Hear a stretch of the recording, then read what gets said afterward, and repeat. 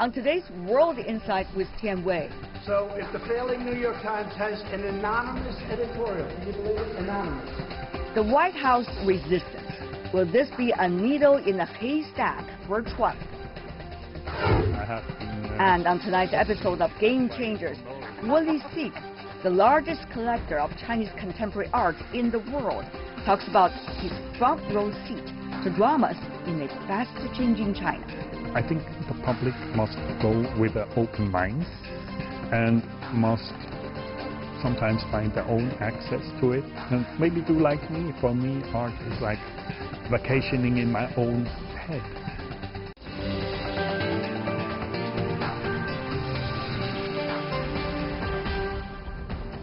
Hello and welcome to World Insight with me, Tian Wei. The program is coming to you live from Beijing on CGTN. A political game of guess who is playing out in the U.S. Capitol. The New York Times has recently published a critical and anonymous opinion piece on President Donald Trump. It was written by someone identified as a senior administration official. The White House has reacted angrily to the publication. Before we get down to business, let's take a look at this. A game of whodunit in the White House. A widely circulated newspaper, the New York Times, published an anonymous op-ed. The anonymous author wrote the opinion piece claiming to be part of a group of people working diligently from within to impede President Donald Trump's worst inclinations and ill-conceived parts of his agenda. Trump said it was a gutless editorial and really a disgrace.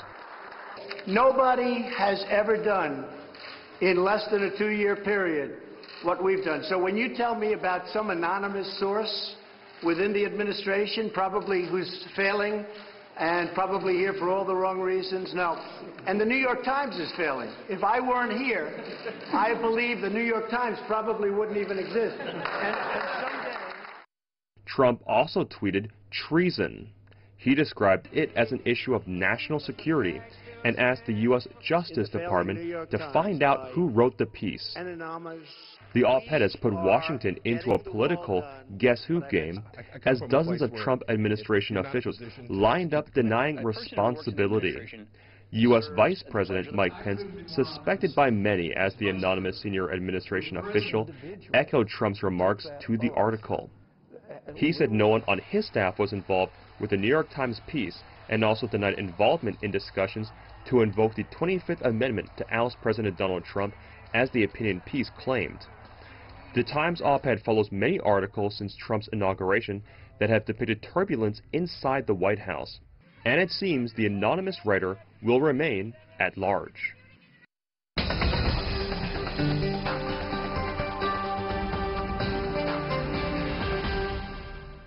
For more discussion on the White House politics, we are joined in our Beijing studio by Rong Ying, Vice President of the China Institute of International Studies. Also joining us inside Washington, we have Bruce Fang. He is a former Associate Deputy Attorney General and General Counsel of the Federal Communication Commission, under President Reagan. Welcome to both of you, gentlemen. I want to start by asking you, Mr. Fang, about the recent so-called anonymous source on the New York Times talking about the quiet resistance. But many wonder whether it is quiet resistance or the resistance has been too quiet. Mr. Fang. Well, it could be both. First of all, this is not unique. I was here all throughout Watergate, worked on impeachment. There was someone in the FBI called Mark Felt who was leaking daily information that was incriminating the Nixon administration, and his identity wasn't revealed till 34 years later. So this is not unprecedented by any means. Moreover, I do not believe, having been in this town for as long as I have, and I watch the events daily, part of my job and otherwise, that there wasn't anything in that op-ed that was unusual, that wouldn't have deduced those who know Mr. Trump's character as what he said in the public domain. It's unusual simply because someone who's working on the staff continues to work despite the obvious disgruntlement with what Mr. Trump is doing. And it's a little bit puzzling to me as to why this individual wouldn't have gone public, would have got all the attention in the world, written a book, got millions of dollars, and then being able to exercise his First Amendment rights outside the administration. Right. It's a very interesting question, isn't it? And therefore, Mr. Rong, the question really is, with so many stories going on, this is only one of those when it comes to the Trump administration. We have witnessed the drop of supporting and approval rating of Trump over the past month has been quite significant. According to 6 to 8 quite respectable polls inside the United States, not just coming from the left, but also coming from the central and the other places, politically speaking, are actually all indicating the approval rating of Trump dropping to 30% something, coming down from 40% something a month ago. What does it say? Is this temporary as a result of all of these things going on? Mr. Rong, your analysis. Well, I think it's hard to say at this moment, but definitely I think there are some disturbing signs as far as the Trump administration is concerned, that the supporting rate is falling down.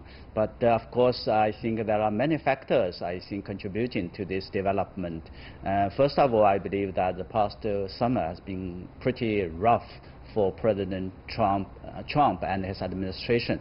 And if you look at his former close associates, his former counselors and others, all have been either sort of convicted or pledged guilty. This, I think, undermines certainly his sort of the presidency. And also, I think there are a lot of other sort of developed both at home and abroad that has been raised question marks about the capabilities of his presidency and particularly the style of his administration. Well, there are a lot of questions, but the question really is whether he is suitable for that job. Many have been asking that question. Well, Mr. Fang, here is the thing. If, as some media analysis have been suggesting, the current White House, there is a quiet coup d'etat that is going on, meaning the officials in some of the most important government offices and organizations try to do their best to prevent some of the most important information going to the White House, let the president see, or having been making their efforts to prevent some of the most important decisions from the president. What does that mean for the governance capability of this president? Well, it means that it's very limited. Obviously, one man can only make so many decisions, and the information that you've described indicates that others in his inner circle are unwilling to do anything, in fact, try to obstruct what he would want to do, for example, some trade agreements, by removing them from his agenda so that he can deliver all of the sermons he wants from his pedestal, but very little is actually going to happen. Now, I think, however, that Mr. Trump is unique as a president. He doesn't really have any policy strategy other than he needs to be in the limelight 24 hours a day. He's very erratic. I found really the most disturbing things that have all come out is his statement in a rather flip way, could we assassinate the president of Syria? You know, this is the president of the United States. You don't speak in such insouciant terms about killing the head of a foreign country. And that indicates, you know, a quite worrisome, erratic, spasmodic nature when he's dealing with other countries that have nuclear weapons, including North Korea, including the way that he's so impetuous. He then goes out the next day and says there'll be $200 billion additional tariffs on Chinese imports. But Mr. Fang, you know, the issue is President Trump is well known for his style. And he's in the office is because, like it or not, exactly because of that style. And he's been winning some hearts and minds in the United States. It's because he is that kind of person, at least apparently. So I guess it's double sword, is a double-edged sword, as they say, Mr. Fang. Well, I think that what works in a campaign doesn't necessarily work in governing. I agree exactly what you've said with regard to exciting his support during the presidential run in 2016. But people look for results when you actually have to govern rather than just speak. and excite their emotions. And I believe it does take time for the character issue, the one that was portrayed during his campaign, to seep into the American people. And I think as the governance becomes increasingly erratic, if not paralyzed, because there's so much disarray in the administration, he will then fritter away his initial base, and you've identified is now in the 30s. And it's remember that a plurality of all voters in the United States are independents. They're not Republicans, they're not Democrats. And the independents are the ones that he's likely to lose if he continues in this rather spasmodic mode of governance. Will the midterm election, Mr. Rong, be one of the most important polls, in fact, that anyone could do about the capability of this presidency? Well, the midterm election certainly is not directly about President, of course, President Trump himself, but definitely it would tell a lot about his presidency, and it would also have implications, profound implications, about how he is going to govern this country. So I thought that the latest sort of development and the chaos or the bitter division among the administrations, both in terms of style and its policy, is a big issue, I think, and also certainly an issue that is being followed with great interest. Mr. Fang, you a longtime Washingtonian, so some suggest that what we are seeing today is comparable to the Nixon years, even to the very beginning of the Watergate. If you listen to the Nixon tapes, that certainly now become not secret anymore, but rather public information, you'll find the styles of talking, at least on that tape, pretty much similar to the open conversation that President Trump is having every day, either in his tweet or when he's talking to the press. But Mr. Fang, others suggest, the role of the presidency these days around the world have been changing over the years compared to, let's just say, 20 years ago. So the styles of governance, the styles of personalities, and the charismatism of these state leaders seem to be in a new period right now. So what do you make of those comments, particularly in the case of Donald Trump? Well, I think that your analogy to Watergate is correct, and I think one of the reasons why the midterm elections is so critical is that an enormous amount of power in the United States turns on Congress overseeing the executive branch and exposing scandals. You may remember that in the Nixon case, it was the Democratic Senate and then the House that moved forward, first with the hearings and then impeachment. Now, if the House of Representatives goes to the Democrats, I think the doomsday clock on Trump presidency is now about 5 minutes to midnight. Because all along during these first 2 years, the Republican oversight has been virtually zero. If anything, they have defended Trump rather than examining the particular allegations of scandal, including the Russian so-called collusion. And if the Democrats get control, that means they have authority to compel the president and the executive branch to respond and to come forth with documents and information and testimony. And if that happens, I think that's the virtual end of the Trump administration. This is a person who doesn't know the difference between truth and falsehood. His own attorney, according to Mr. Woodward, said to Mr. Trump, "You can't be deposed. You're a liar." So that's why the midterm is so critical, and it'll turn this administration into another version of Watergate if the Democrats get control. I see. Mr. Rong, you've seen some recent dramas going on in Washington over the past 2 weeks, let's just say.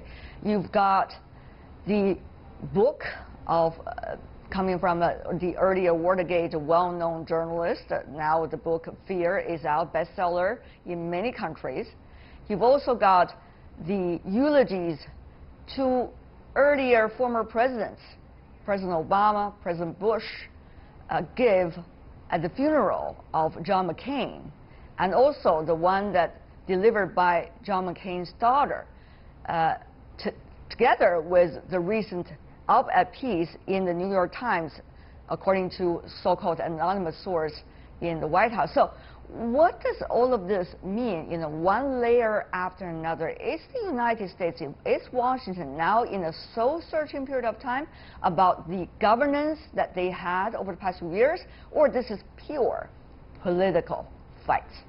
I think certainly it is political, but it is more than political as far as I can see. You're right, as we have over the past few weeks, we've seen a kind of culmination of these concern or that are being expressed, by the former head of the states, politicians, and also now we have the media, which, they are trying to send a strong message that they are very much concerned with the way that the United States is being governed, and also at an extension that they also doubt that the competency of President Trump. So, but how to do that? And it seems that it is more remains a kind of a political or political issue.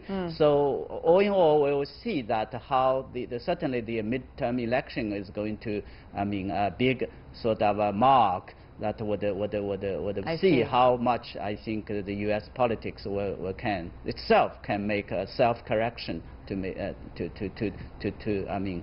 what is going on over the past few years. Mr. Fang, is this pure political dogfight, or there is really a soul searching that is going on in Washington?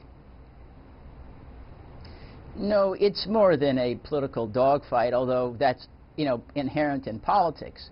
It relates to the institutional integrity of our system of justice, freedom of speech, due process, separation of powers. And one of the things I think Mr. Trump is really hurting himself with, but can't be seen immediately, is with the judiciary. You may recall in the Nixon's case, and I was involved in the tapes case and Pentagon Papers, it was so clear in the public mind, including the justices, that he was involved in wrongdoing, that he didn't get a single vote, not one vote in the U.S. Supreme Court when the tapes case got there, even though he had made 4 appointments. And the judges are not stupid, and they read newspapers too. And when you have the judges then seeing someone who doesn't at all appear to act like he's innocent, like he's always threatening the Attorney General, he's going to fire the FBI director, he's going to fire the special counsel, I mean, the judges would look at this if it's done in a courtroom and said, I would draw an inference of guilt. And this means that if push comes to shove, and the case goes to the United States courts and the U.S. Supreme Court on Mr. Trump's requirement to testify under oath and produce documents, he's going to lose. And politically, you cannot flout a federal court order and get away with it. And that would be the end of the presidency if he did that. Well, Mr. Fang, it seems that you're already having a roadmap for Mr. President to be removed from his office. But I have to say, if you look at the hearing that is going on right now in Washington, Kavanaugh, for example, nominated by the Trump White House to be in the Supreme Court, you have 200 arrests already throughout these hearings about opposition voices to him. But still, it's very likely that he could got his opportunity. So my question really is, this is really about the Trump White House? Or is this really about an America right now that is so divided politically and maybe on many other social issues as well? Well, I think it's both of those. And I think it's very instructive you called attention to the hearings about the nomination of Judge Kavanaugh to the U.S. Supreme Court. Because remember, it was controlled by the Republicans. They don't want to shoot themselves by impairing a Republican in the White House. And that goes back to our soundtrack here. The November elections are so critical because until you get the Democrats in control or one or both houses, there isn't going to be the kind of scrutiny that's needed in order to inform the American people what's going on. To them who live outside of Washington, it all is just a black hole. It needs to be on TV, and that's not going to happen unless the Democrats get control of power. So what does all of this mean for the others? I mean, Mr. Rong, of course, China always say it is your internal affairs. Nobody's going to interfere in your internal affairs. But what does that mean, the connotation of it, for the others? Whether it is U.S. international policy or policies toward China or policies toward the Korean Peninsula nuclear issue, for example. As we know, there has been some very interesting exchanges delivered in a letter coming from President Kim to President Trump. So what would all of this mean in the White House calculation and in Washington in general's calculation about policies toward the others? Well, it is true. I think what happened in the White House and in Washington, D.C. is something kind of internal affairs of the United States. It got to the U.S.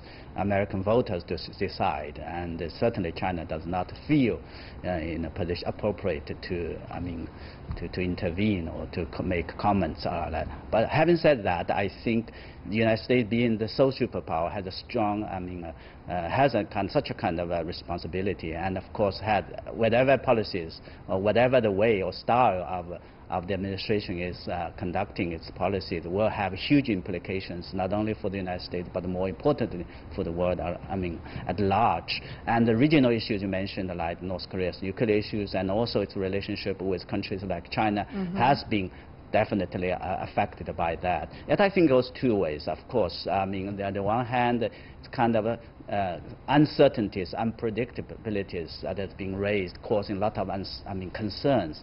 Of course, the Trump administration, for sometimes they would have said that also gave them an advantage, kind of keep the opponents or keep the other side off balance. But I think as a whole, it creates more complications and unpredictabilities and chaos. Exactly. The solutions. Mr. Fang, to you, what do you think are some of the most important barometers that we need to look at leading us up to the midterm election in the United States? Well, let me just add this as a preface. It has been historically true with regard to presidents who are under domestic pressure. Nixon, Clinton when he was under impeachment, both of them concocted foreign crises. You remember Nixon went on DEFCON 3 in the Yom Kippur War to distract attention from Watergate. And Clinton was sending rockets into Afghanistan and also into Sudan with the same day that he got impeached. So one of the risks internationally about the pressure on Mr. Trump and his problems is that he could also concoct a crisis. As you've mentioned, it could be in the Northeast Asia with regard to North Korea. It could be with Iran. It could be with regard to Syria and greater bombardment there. So that's something that the international community needs to be worried about, because that's happened in every other case. Now, one of the barometers you asked, as we go forward here towards the November elections, that would indicate whether the President Trump is going to be successful here. Right now, the indications are that the Democrats are having much higher turnouts in some of these primaries, that indicating their voters are more animated and getting involved than the Republican voters are. And remember also that at least on the House side, there's a very, very large number, over 60 seats. A vast majority have been created by Republicans deciding not to run for re-election, or they've left office early. That means that it's an open seat. You don't have an incumbent advantage. And there have been a couple of redistricting decisions also, especially in Pennsylvania, that are going to make great opportunities for Democrats. That's what needs to be looked at. On the other hand, we do have a booming economy here. If anything, Trump's shooting himself in the foot by creating these huge tariffs against Chinese imports, which are very competitive and people want to buy. And that's creating some anger, especially about farmers who are then confronting tariffs when they try to sell into the Chinese market. So that could hurt Mr. Trump. But it still remains volatile. But right now, the edge looks like it's to the Democrats if nothing changes between now and Election Day. All right. Mr. Rong, we only have 30 seconds almost left. To you, even if the administration changes in the United States, that means also a lot of challenges for the other government, because they have to realign once again their policies toward the United States, talk once again some of the important issues, and probably that's also going to be a big challenge for them as well. Mr. Rong, final points.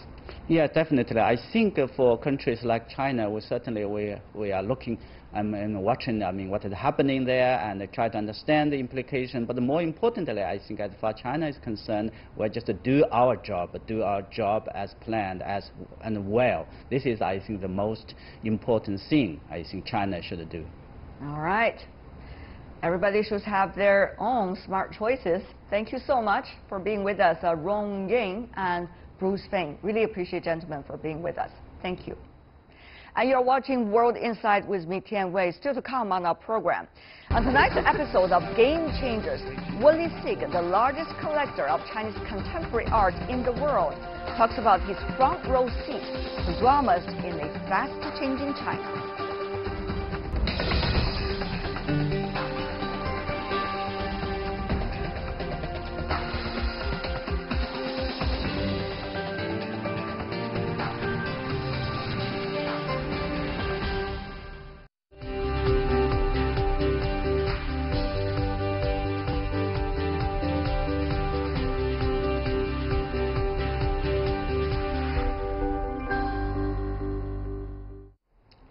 This week, our special series Game Changers brings you interviews with people who epitomize the 40 years of China's reform and opening up.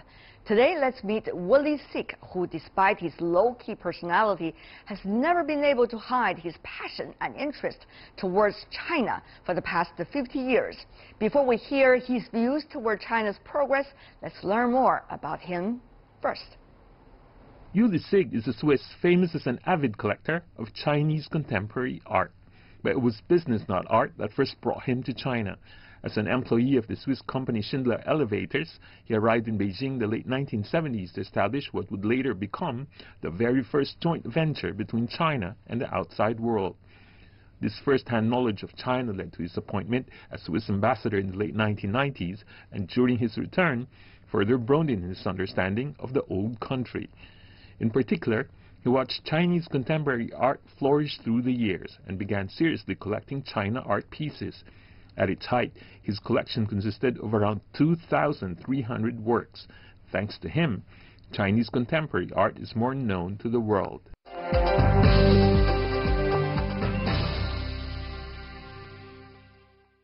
Can you still recognize the China that you were looking at back in 1979?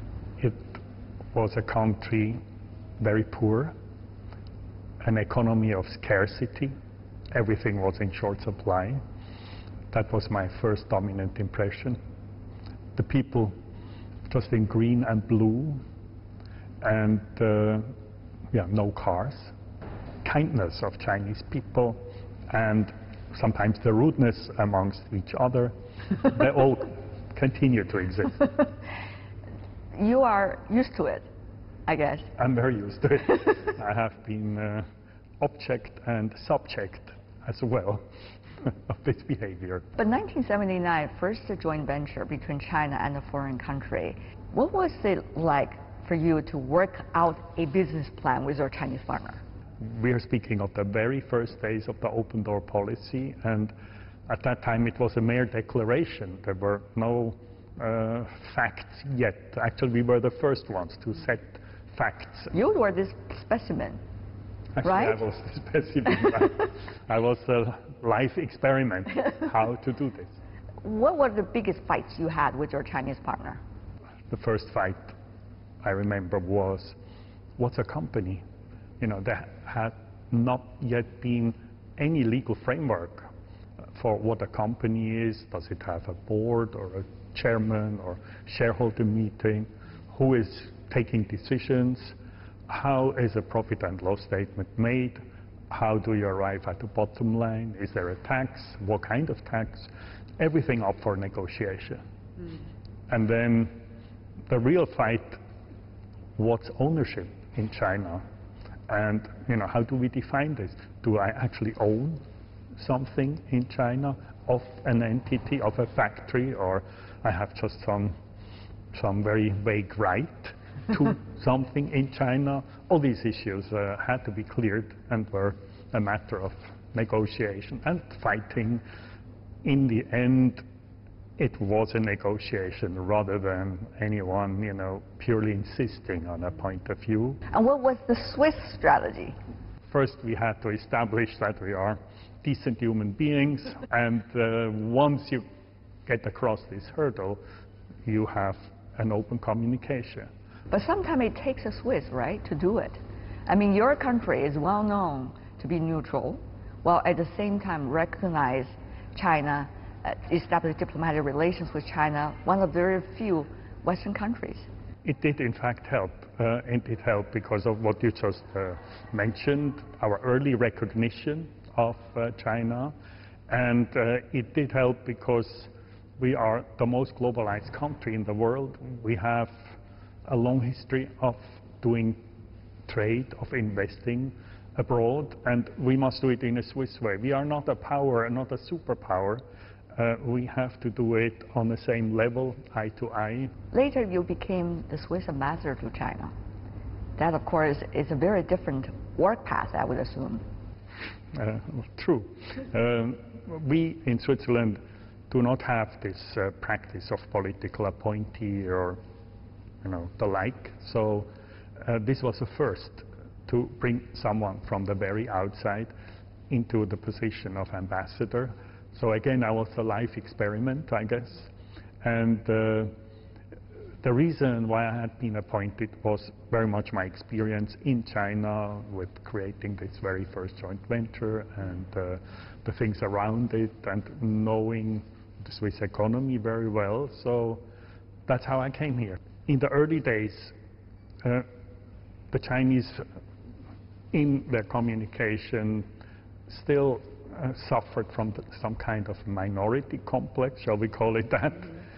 China became ever more successful, more self-confident throughout the 90s, had a lot of the catching up already behind it, was an economic power, was already big and very big, and got recognized ever more. And so the Chinese, had already come out of this inferiority complex of the past. Let me ask you a very blunt question. Are the Chinese more like business people, or are they more like artists in your eyes? Business people in the West, we shape a plan, we draw a strategy, and only if that strategy is clear, we will, launch ourselves to fulfill that goal, whatever it is. The artist is very different, the artist worldwide. He has this white canvas and he just starts somewhere, and he may not know where the process will lead him or her. There is just a confidence, if it's a good artist, there will be a good result.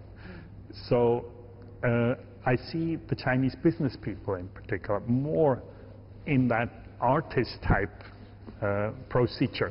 Like they start somewhere, it makes them very fast, but it may lead to some errors, but that's the effect of trial and error, but they are very fast, they cover the space very fast. And in the meantime, some Western people may still think about the goal. So these are different procedures, and that's why I say they have something of both, of the artist and of the business person. Have we already reached, Dr. Sigg, another stage in which China is not necessarily going to be, as it used to be, a studying object, but rather a player? I think that's not mutually exclusive. I think if the worlds are so far apart as they were only 30 years ago, there is no other way than study each other. Both are players, both parts of the world are players, so I don't necessarily see an issue.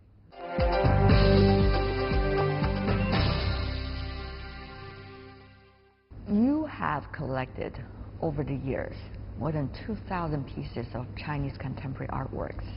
For me, it's a unique source of information. Again, speaking as a researcher, it's what concerns the Chinese people, what's reflected in the art. So for me, it's just the most fascinating resource to learn more about what is my ultimate study object, which is China, through its contemporary art. What about those art collections? It's also controversial. You donated many of them to the M+ Museum in Hong Kong, but at the same time you also sold some of those to the museum as well. So people are saying, wow, why this combination? Yeah, interesting argument, and I had to speak out and say, compare the situation Bill Gates, Warren Buffett in the US, where nobody ever asked them, why did you not give 100%? But I didn't know 50%? that you are as rich as Bill Gates and Warren Buffett. I am definitely not, that's why you don't know it. But to be more serious, I actually had this combination of sale and gift because Hong Kong offered it to me. I was ready to give it for free to Beijing, Shanghai. We had negotiations, it didn't work out, but Hong Kong was fighting very hard for the collection, building this huge museum, M+, and hoping to have a core collection in this huge museum. And Hong Kong is also China. So for me, the main thing was that it will come back to China. It would be available to the Chinese people to be seen. And do you think generations of Chinese will be able to understand China through the collections you have presented over there? That's my experience with many Chinese friends, Chinese visitors in my previous exhibitions elsewhere. And I have often seen Chinese people with tears in their eyes. And they say, you know, I've never seen China recorded, presented, remembered, or projected in this way. Particularly contemporary China. Yeah, it's a very rich resource. At the time when you were starting collecting Chinese contemporary art, it doesn't, quote-unquote, worth much. I mean, in terms of money. But today, it has become such a big business, whether it's galleries or collectors and also artists, the whole chain. How has that changed your perception about Chinese contemporary art? Of course, it's a global phenomenon, the commodification of art, as some people say, and of art production becoming a kind of industry. So we see this globally. We also see it in China. For very long this was not the case, and not the case in China, because there had not been any market.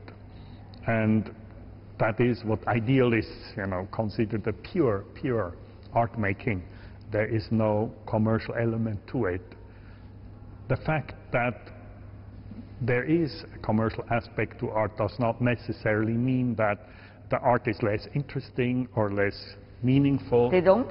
It does not necessarily mean that, but it may very often mean that. But it doesn't lead by necessity, you know, to art that is of lesser quality. People talk about Chinese contemporary art, they say it's quote-unquote twisted from the very beginning. They blame foreign collectors like you for quote-unquote setting the appetite and also the taste of Chinese contemporary art from the very beginning.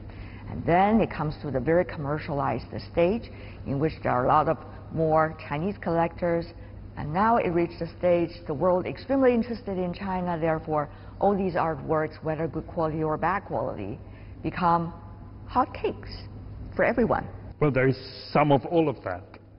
And of course this commodification, commercialization of art has been quite strong in China, because also it's less balanced by art critique, independent art critique, media, by exhibitions, because there are limits on how exhibitions can be done here. Therefore, the commercialization, the auction houses have been so strong.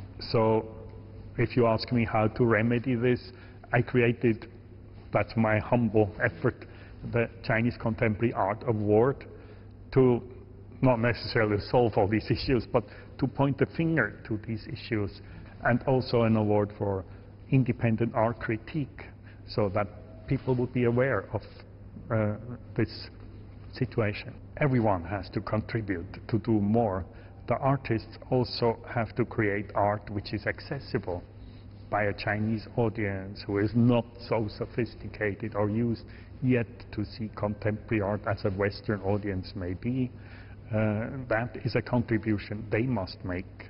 And I think the public must go with an open mind and must sometimes find their own access to it, and maybe do like me. For me, art is like vacationing in my own head. What a pleasure. Thank you so much for being with us. Thank you.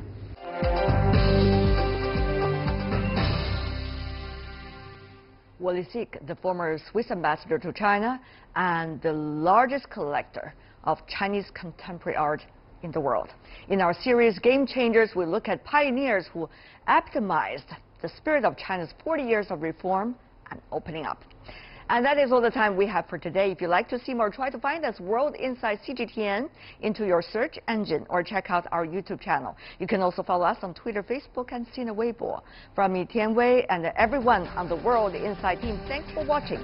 And tune in again next time for insights across China and around the world. Good night.